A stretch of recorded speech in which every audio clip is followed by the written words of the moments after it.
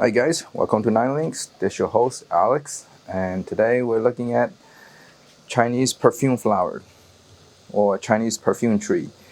Now this one is another one of a tropical flower, and it has a little bit of yellow flower.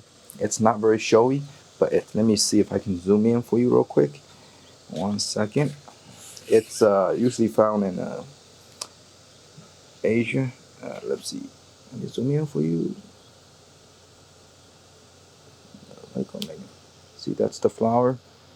They're small but yellow, and it's kind of like pokey dot and little small dots.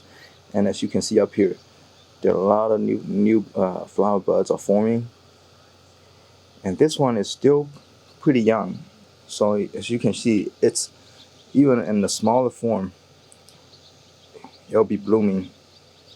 It's not like some other plants that requires so many years in order for it to bloom.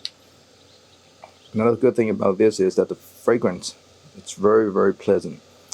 If I were to rank the pleasantness for all my tropical flower, all the I will rank white champagne as number one, and let's see, sweet olive number two, and this will definitely falls in number three. We're not close to number two. And the watering requirement for this one, well, this one, let me say this, it's my third Chinese perfume tree.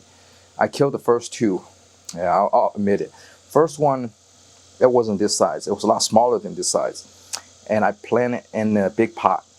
And one thing I want to tell you guys, when you have smaller plants, don't give it a really big pot. It's very, very easy for them to get root rot and overwater. So what I typically do when I plant stuff, like for this size, I use this size of a pot. So you pot it accordingly. I mean, it will grow big for sure.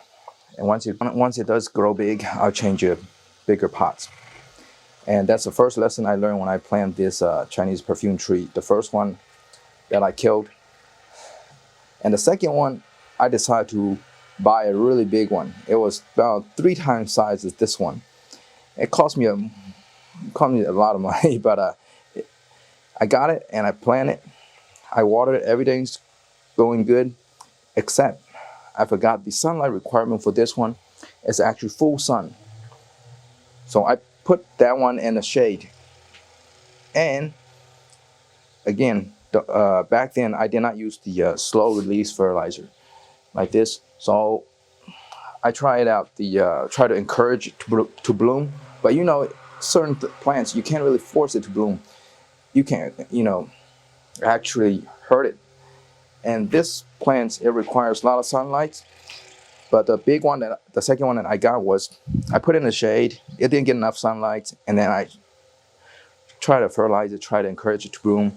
So you have too much fertilizer in there. They're not getting enough sunlight to change all those nutrients to food. So over time, it slowly didn't kill it at first. It just slowly reduces the wellness of the plant. And then another thing about the Chinese perfume tree is that they're very afraid of cold weather. Like right now, today it's like around right now it's 98 degrees. Humidity is right about 68%. So it's very humid, very hot. These plants love it, this kind of weather. And so is my other tropical plant. They all love it. But most of my tropical plant I bring into the basement. Around September, end of September. But this guy probably had to bring it in early September. So it's really afraid of cold. So the second one, the really big one that I got, I killed it by left it outside too long. I thought, it's not a big deal. Every other tropical plant is doing well. Why is this one doing so bad? But anyway, I learned my lesson. So I got this one for a pretty good price. So far, it's been doing very well. It's doing so good. In fact, it's a lot of this section actually right out here is a new growth. And this one, I cut the crown off. As you know, I like pruning to keep everything in shape. So I cut the top crown off. So this one right here probably won't grow anymore. But it'll encourage down there to grow. As you can see right here, this is another side branch shooting out, and with the leaves. So it's gonna be, this one probably gonna have more branch go this way, and this, you can see this leaf right down here is a lot younger. So this branch probably gonna shoot out like this. So I try to keep it like in this shape instead of going all the way up. And the after it blooms, let me see if I, yeah, it's after it blooms, its bloom stalk, kind of like Centuria nocturnum, the night blooming jasmine, it dries up and turns black, and with a slight wind it'll just drop it off. So it's kind of a prune itself. Let me see, like this one, let me see if I can find one on here. No, this is not it. Oh, right here.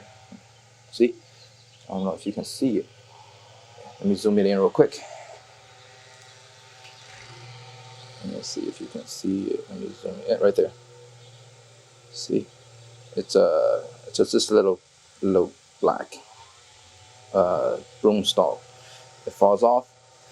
So this plant, it's really lovely if you have a window facing the it has sunlight comes in most of the time of the day. I would plant it inside by the window, and the fragrance is just very pleasing. It really does smell like perfume. Actually, one of the more not strong perfume, just mild perfume. So it's pretty cool. And I'm pretty sure when it gets bigger, it'll bloom nonstop, and if the fragrance will spread out just like white champagne.